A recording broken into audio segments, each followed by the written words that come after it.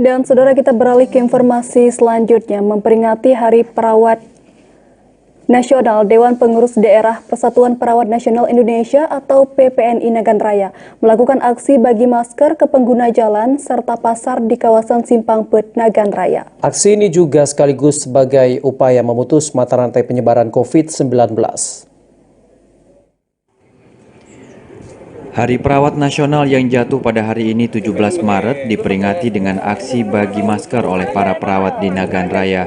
Aksi ini berlangsung di Jalan Lintas Melabuh Nagan Raya, tepatnya di Gampong Simpang Pet. Selain ke pengguna jalan, masker juga dibagikan ke pedagang di pasar. Ketua PPNI Nagan Raya Arifuddin mengatakan pelaksanaan bagi masker yang bertepatan dengan Hari Perawat Nasional sebagai upaya pencegahan penyebaran COVID-19.